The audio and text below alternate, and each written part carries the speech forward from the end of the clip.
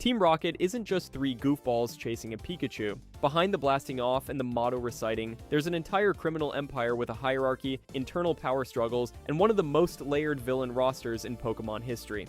From a crime boss who moonlights as a gym leader to an agent who literally started as unnamed card art, here's every major member explained. And it all starts at the very top. Giovanni. Every single person on this list exists because of one man. Every grunt, every executive, every scheme across every region traces back to Giovanni, and there's a reason for that. He isn't just the boss of Team Rocket, he's the only character in the entire Pokemon franchise who is simultaneously a criminal mastermind and an official league-sanctioned gym leader. Let that sink in. The Pokemon League looked at this guy and said, yeah, he seems fine, give him a badge to hand out. Meanwhile, he's running an underground empire out of a casino basement. And that's exactly where you first meet him. Not at his gym. You don't even know his gym exists yet. Your first encounter with Giovanni is in the Celadine Game Corner hideout, buried underneath a building full of slot machines. He's just standing there, the head of an entire criminal organization chilling in a basement. You beat him, he vanishes, and then he shows up again at Silph Co. in Saffron City, where Team Rocket has literally taken over the biggest corporation in Kanto. You beat him again, he vanishes again. Then you get to Viridian City. The gym that's been locked the entire game finally opens, and surprise, the gym leader is the crime boss you've been fighting this whole time. For 1996, this was a genuine twist. There was no internet spoiling things for most kids. You just walked in expecting some random ground-type specialist and got punched in the face with a plot reveal. Giovanni hands you the Earth badge, tells you he's dissolving Team Rocket, and disappears. That should be the end of his story. It is absolutely not the end of his story. In Gold, Silver, and Crystal, Giovanni is gone. Completely absent. But his shadow hangs over the entire game. His former executives spend the whole Johto arc desperately trying to bring him back. They hijack the Goldenrod radio tower and broadcast a signal across the entire region, basically screaming into the void, begging their boss to come home. He never answers, not once. The most powerful criminal in Kanto just ghosts his entire organization, and they fall apart without him. That's how central he is. Team Rocket doesn't just lose without Giovanni, they cease to function. But here's where it gets genuinely emotional, which is not a sentence I expected to write about Pokemon villains. In Heart Gold and Soul Silver, there's a special event involving the mythical Pokemon Celebi. If you bring Celebi to the Tojo Falls, it triggers a time travel sequence that takes you back to the moment Giovanni was considering whether to answer Team Rocket's call, and standing there with him is Silver, the red-haired rival you've been fighting the entire game. Your rival, Giovanni's son. This isn't some fan theory. The game explicitly confirms it. Giovanni acknowledges Silver, looks at him, and then walks away. Just leaves. Doesn't say goodbye, doesn't explain himself, doesn't promise to come back. He just turns around and disappears into the cave. And suddenly Silver's entire character makes sense. His hatred of Team Rocket, his obsession with strength, his refusal to show weakness, all of it is a kid rejecting his father's legacy. He doesn't hate Team Rocket because they're evil. He hates them because they're his dad's thing, and his dad chose them over him. That's rare emotional weight for a Pokemon game. Most villains in this franchise want to reshape the world or control a legendary. Giovanni is the only one whose story is also about a broken family, but don't mistake that quiet introspection for softness, because Giovanni's final canonical appearance is completely unhinged. In Ultra Sun and Ultra Moon, he returns as the leader of Team Rainbow Rocket, not just regular Team Rocket. Rainbow Rocket. He's recruited alternate universe versions of every major villain leader in the franchise. Cirrus, Ghetsis, Lysandre, Maxie, Archie, all of them, pulled from timelines where they actually won. And Giovanni is commanding all of them. He's wielding a Mewtwo that can Mega Evolve into either its X or Y form depending on which version you're playing. This is a man who went from running a casino basement to conquering the multiverse. The escalation is genuinely absurd. And that contrast is what makes Giovanni work as a character. In one game, he's a quiet, conflicted father walking away from his son in a cave. In another, he's a megalomaniac assembling a cross-dimensional villain super team with a Mega Mewtwo. Most characters can't survive that kind of range. Giovanni thrives in it. Game Freak treats him as the franchise villain, and honestly, he's earned it. There's still debate among fans about whether he ever truly disbanded Team Rocket after that first loss in Viridian City. He said he would, but then his executives spent an entire game trying to resurrect the organization, and he showed up leading an even bigger version of it in Alola. So either he lied, or he keeps unretiring like a boxer who can't stay away from the ring. Either way, everything Team Rocket does, every scheme, every takeover, every desperate radio broadcast, orbits around Giovanni. He is the gravitational center of the entire organization, but even the strongest gravitational pull needs lieutenants. And the one who tried hardest to fill Giovanni's shoes might be the most tragic figure in Team Rocket's history. Archer. Archer is the most interesting kind of failure. He's a guy who has every quality you'd want in a leader: the strategic mind, the organizational control, the ability to command 3 other executives without any of them staging a mutiny. And he uses all of it to wait for a phone call that never comes. Here's the thing about Archer. In the original Gold, Silver, and Crystal, he didn't even have a name. None of the executives did. They were just generic dudes in matching outfits standing between you and the plot. It wasn't until Heart Gold and Soul Silver that Game Freak gave this one teal hair and a crippling inability to think for himself. As the interim head of Team Rocket during Giovanni's absence, Archer sits at the very top of the Johto hierarchy. Ariana, Proton, Petrel, they all answer to him. He coordinates their movements, assigns their roles, and personally orchestrates the single biggest operation Team Rocket attempts in Johto, the takeover of the Goldenrod radio tower. And the plan itself is actually not stupid. Seize control of the most powerful broadcast station in the region, then blast a signal designed to reach Giovanni wherever he's hiding. Hey boss, we're still here, please come back, we kept your seat warm. Every grunt posted at every door, every executive stationed at every floor, all of it exists to buy enough time for one message to reach one man. Archer commands Ariana to hold the lower levels. He stations Proton and Petrel throughout the tower to slow anyone who interferes. Then he plants himself at the very top, the final boss of the entire operation, waiting with absolute certainty that Giovanni will hear the broadcast and return. Giovanni does not return. After you beat him at the top of the radio tower, Archer doesn't rage. He doesn't swear revenge. He just stands there, processing the silence. His leader heard the call, or didn't, and either way chose not to answer. His reaction isn't fury, it's shock. He literally cannot comprehend a version of reality where Giovanni doesn't come back for them, so he disbands Team Rocket again. Because without Giovanni, Team Rocket isn't an organization. It's a fan club with no one to cheer for. The tragedy of Archer is that he's screaming into the void and mistaking the echo for a reply. He has the talent to lead Team Rocket independently, to reshape it into something new, but he refuses. His loyalty isn't strategic, it's religious. Giovanni isn't his boss, Giovanni is his entire reason for existing. And when that reason stays silent, Archer doesn't adapt. He folds. His defining moment will always be that silence at the top of the radio tower. A competent man who refused to lead, standing alone in a building full of defeated grunts, realizing the person he sacrificed everything for simply didn't care enough to pick up. But if Archer is the man who held Team Rocket together through sheer devotion, the woman standing right beside him had her own reasons for keeping the organization alive. Ariana. Ariana is one of those characters where the fan theory has basically eaten the actual person alive. Ask anyone about her, and the first thing out of their mouth is Silver's mom, which is wild because her actual resume is legitimately impressive on its own. She's officially described as the second interim boss of Team Rocket, serving alongside Archer, not under Archer, alongside him. That distinction matters because it places her in the top 2 or 3 figures running the entire Johto operation, while Giovanni is off having his existential crisis somewhere.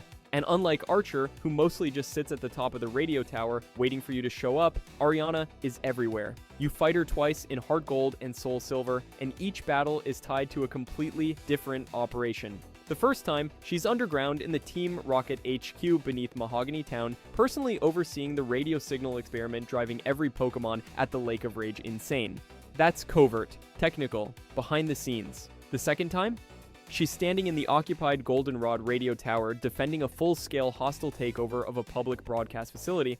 That's the opposite of subtle. The fact that she's involved in both tells you something important. She's not just Archer's backup, she's versatile leadership, covert ops, public seizure, internal management, she handles all of it. She feels more involved in the actual plot than Archer does because you encounter her across multiple stages of Team Rocket's plan rather than just at the finale. Now, here's the thing. Everyone actually wants to talk about. The most popular fan theory surrounding Ariana is that she's Silver's mother. And honestly, the circumstantial evidence is annoyingly compelling. She has red hair. Silver has red hair. She holds one of the highest ranks in Team Rocket, which would place her in close proximity to Giovanni. And Silver's mother is never identified in any game, any manga, any official material, anywhere. She's a complete blank. So the community looked at all of that and went, yeah, that's his mom.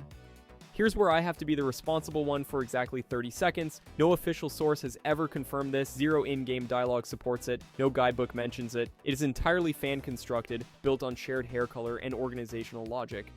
That's it. And yet this theory has become so widespread that some people genuinely believe the game's already confirmed it. They didn't. It's one of those situations where a theory gets repeated so many times it starts feeling like canon, which is not how canon works. But I get it, the red hair thing is hard to ignore, the rank thing makes sense. And the fact that Game Freak has left Silver's mother as a total mystery for over 2 decades practically begs fans to fill in the gap. Ariana fits the space perfectly, even if nobody official has ever put her there. So what you're left with is a character who's genuinely one of Team Rocket's most capable leaders, a dual operation commander who arguably does more heavy lifting than her co-boss, and yet the thing she's most known for is a family connection that might not even exist. I don't know whether that's tragic or just really funny, but if Ariana represents the brains and versatility of Team Rocket's leadership, the next executive represents something much simpler and much worse.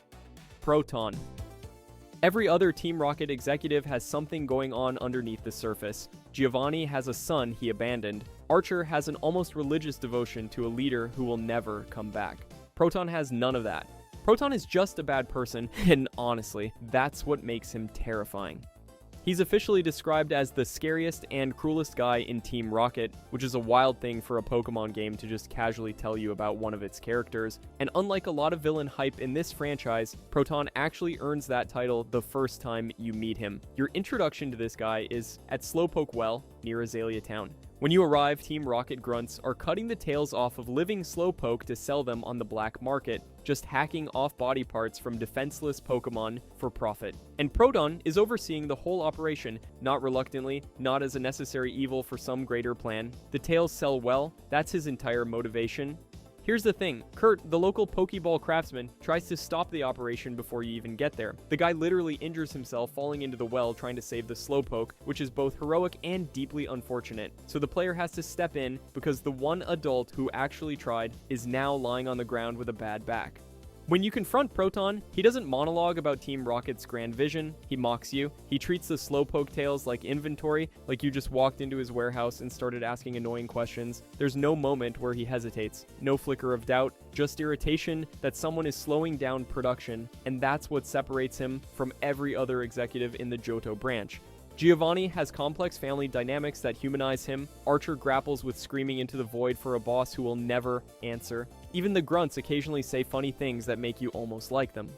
Proton never gets that treatment. No regret, no redeeming moment, no backstory that explains why he turned out this way. He's just cruel because he wants to be. Some fans argue this makes him underdeveloped, and that's a fair criticism. His limited appearances mean you don't get the layered villain arc that Giovanni receives across multiple games. But there's a counter-argument that his simplicity is exactly the point. Not every villain needs a tragic backstory. Sometimes the franchise needs someone who reminds you that Team Rocket isn't just a bunch of goofballs in matching outfits. They're an organization that will mutilate Pokemon and sell the parts without losing a second of sleep. Proton is the gut punch. He's the moment in Heart Gold and Soul Silver where the game looks you dead in the eyes and says, yeah, these people are genuinely evil. For a lot of players, the Slowpoke Well encounter is the first time you feel personally angry at Team Rocket. Not amused, not mildly inconvenienced, angry. That's Proton's entire contribution to the franchise, and it works perfectly. He doesn't need a redemption arc or a secret family connection. He just needs to be standing in a cave full of tailless Slowpoke looking annoyed that you showed up. But if Proton is Team Rocket at its most bluntly cruel, the next executive is the complete opposite. A guy who'd rather trick you than fight you. Petrel. Petrel is easily the funniest executive in Team Rocket, and that's entirely by design. His whole deal is disguises. He's Team Rocket's self-proclaimed master of deception, the guy they send in when they need someone to pretend to be somebody else. The problem is that Petrel is not nearly as good at it as he thinks he is. His big moment comes in the Team Rocket HQ in Heart Gold and Soul Silver, where the player walks in and finds what appears to be Giovanni sitting there, back from his mysterious disappearance, ready to lead Team Rocket into a glorious new era. Except it's not Giovanni, it's Petrel, in a costume, and the whole thing falls apart almost immediately. Here's the thing. On the surface, it's a gag. Haha, funny man in a wig. But think about it for more than 3 seconds, and it's actually kind of pathetic. Team Rocket is so desperate for Giovanni's return that they'll literally accept a guy doing Giovanni cosplay in a basement. The entire organization has been broadcasting radio signals across Johto begging Giovanni to come back, and their best solution is what if one of us just pretended to be him, which is, not ideal. Later, during the Goldenrod Radio Tower takeover, Petrel shows up again posing as the radio director. He's sitting in the director's chair pretending everything is fine, while Team Rocket literally occupies the building around him. The audacity is almost impressive. Now here's a neat bit of game development history. In the original Gold, Silver, and Crystal, both of these roles were carried out by generic unnamed executives. There was no Petrel. When Heart Gold and Soul Silver came along, the developers retroactively consolidated those two unnamed executives into one named character and gave him a personality built entirely around impersonation. Two forgettable NPCs stitched together into one memorable trickster. Where Proton is the brute who'll cut slowpoke tails without blinking, and Archer is the true believer waiting for Giovanni's second coming, Petrel is theatrical. He taunts you. He doesn't seem particularly devastated when his disguise fails. He's the con artist who got into crime because he liked pretending to be other people, not because he had some grand ideological vision for Team Rocket's future. In Pokemon Masters X, Petrel forms a sync pair with Weezing, which is honestly perfect casting. Weezing's entire moveset revolves around smokescreen, poison gas, and obscuring the battlefield. Misdirection is literally baked into the Pokemon's design. He doesn't overpower you, he confuses you, he makes you question what's real and what's a guy in a wig. The Giovanni impersonation remains his defining moment though, and it works on two levels. It's genuinely one of the funniest scenes in the Johto games because Petrel absolutely believes he can pull it off, but it also symbolizes something deeper about Team Rocket's collapse. They can't function without Giovanni, so they built a Scarecrow version of their boss and propped it up in a chair hoping that would be enough. It wasn't. But if Petrel's identity crisis is funny, wait until you meet the Team Rocket agent whose identity crisis is that nobody can even remember his name. Butch. Butch is the guy who exists entirely in someone else's shadow, and honestly, that might be the most relatable thing about any Team Rocket member in the entire franchise. Here's the thing about Butch. He's Cassidy's longtime partner, a high-ranking Team Rocket agent in the anime, and by all accounts a competent operative who Giovanni actually favors over Jesse and James. He and Cassidy represent what Team Rocket agents could accomplish if they weren't, terrible at their jobs. They plan better, execute better, and generally behave like actual criminals instead of whatever Jesse, James, and Meowth are doing on any given Tuesday, but nobody respects Butch, and I mean nobody. The single most iconic thing about this man is a running gag where every character in the show, including Professor Oak, Jesse, James, and basically anyone who has ever heard his name, refuses to pronounce it correctly. They call him Botch, consistently. Across multiple episodes, across multiple seasons, the man corrects them every single time, visibly furious, and they just keep doing it. It's either one of the funniest bits in the entire anime, or the most psychologically devastating thing that's ever happened to a fictional villain. Depends on your mood, really. And the gag works because Butch takes himself so seriously. He's genuinely trying to be a threatening agent of a criminal organization, and the universe just will not let him have it. Sorry, Botch. It's the kind of disrespect that would make a lesser man quit. Which is, not ideal for morale. Now, let's be honest about something. Unlike Cassidy, who has a documented design origin in the Rocket Sneak Attack trading card, Butch doesn't have a clearly traceable game or card media origin. He doesn't appear as a named character in any mainline Pokemon game. Zero. Not a single title. He's here because he's a recognizable Team Rocket member across the broader franchise, not because you can encounter him in red, blue, gold, silver, or anything else with a cartridge. Some fans debate whether Butch ranks slightly below Cassidy in the duo's hierarchy, since she's the one explicitly noted as being favored by Giovanni. The argument goes that Giovanni values Cassidy specifically, and Butch just happens to be standing next to her when the praise gets handed out. Honestly, both readings make sense. But the fact that this debate even exists kind of proves Butch's whole problem. Even in fan discussions about his own team, the conversation always drifts back to Cassidy. He and Cassidy function as the competent counterparts to Jesse and James, a mirror that shows what Team Rocket agents could look like if they weren't constantly blasting off. They plan heists that almost work. They capture Pokemon that almost stay captured. They execute schemes that almost succeed.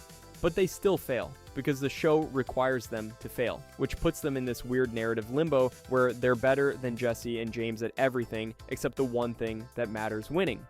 But at least Butch has a partner who remembers his name, which is more than we can say for literally everyone else he's ever met. And speaking of that partner, let's talk about Cassidy. Cassidy.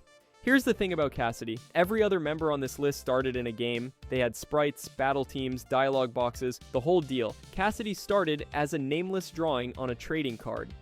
That's it, a female Team Rocket grunt on the Rocket Sneak Attack card from the Team Rocket expansion of the Pokemon TCG. No name, no personality, no backstory, just a woman in a black uniform standing on a piece of cardboard. And somehow, that piece of cardboard became one of the most recognizable Team Rocket agents in the entire franchise. Let me explain how that works because it's genuinely one of the strangest origin stories for any Pokemon character. When the anime needed recurring Team Rocket agents who weren't Jessie and James, the designers pulled directly from that card art and built a full character around it. They gave her a name, a partner in Butch, a rivalry with Jessie, and an A-rank agent designation that placed her above ordinary grunts but below executives like Archer and Ariana. She became Team Rocket's middle management, essentially, the operative who actually gets things done while Jessie is out there getting launched into the stratosphere by a Pikachu for the 400th time. And Giovanni noticed. In the anime, Giovanni explicitly favors Cassidy because of her consistent success rate. She completes missions, she follows orders. She doesn't waste organizational resources building giant Pokemon-shaped mechs out of scrap metal. Cassidy is what Jessie wishes she could be, and Jessie absolutely hates her for it. Their rivalry is one of the better dynamics in the show. Cassidy represents the serious, goal-oriented version of Team Rocket, the one that would actually be terrifying if it operated at full capacity. Jessie represents the chaotic, emotionally driven version that can barely hold itself together. When they clash, it's comedy, but underneath that comedy is a genuine tension about competence and recognition within a criminal organization, which is a wild sentence to write about a children's anime, but here we are. Now, a common misconception is that Cassidy shows up in the mainline games. She doesn't. 0 appearances in Red, Blue, Gold, Silver, or any of the remakes as a named interactable character. Her entire existence as Cassidy plays out in anime episodes. But here's the kicker. Her TCG origin gives her a stronger claim to game-adjacent canon than Butch, whose design doesn't trace back to any card or game asset at all. Cassidy literally walked out of a game product and into the anime. Butch just kinda showed up because she needed a partner. Eventually, Cassidy is described as a former member of Team Rocket, meaning her career involves both active service and eventual separation from the organization. Whether that's a retirement, a firing, or a dramatic exit depends on which episodes you're watching, but the point is that even the competent agents don't last forever. Team Rocket chews people up regardless of their success rate. But the real reason Cassidy deserves the final spot on this list isn't her rivalry with Jessie or Giovanni's favoritism. It's what she represents about how the Pokemon franchise actually works. A minor piece of card art, drawn for a set that most people bought for the holographic Dark Charizard, became a fully realized recurring character with motivations, relationships, and a fan following. That's the Pokemon pipeline. Games feed into cards, cards feed into the anime feeds back into the games. Characters slip between formats like they're walking through revolving doors. Cassidy is the clearest example of that cross-pollination in action. She exists in the blurry space between game canon and anime canon, a space that defines so much of Pokemon's expanded universe, but rarely gets talked about. And when you step back and look at all 7 members we've covered, from a multiversal crime boss who doubles as a gym leader, to 4 executives desperately trying to resurrect an organization without its founder, to a card art agent who became a fan favorite through sheer franchise alchemy, you realize something. Team Rocket has a surprisingly deep organizational structure for a villain group in a kids franchise. There are ranks, rivalries, power vacuums, loyalty tests, disguise specialists, and agents who get promoted specifically because they're better at their jobs than the main character's recurring enemies. That's not a cartoon villain team, that's a corporation. A horrible, slowpoke tail-cutting corporation, but a corporation nonetheless. If you enjoyed this video and want to see more, click the video on the screen now.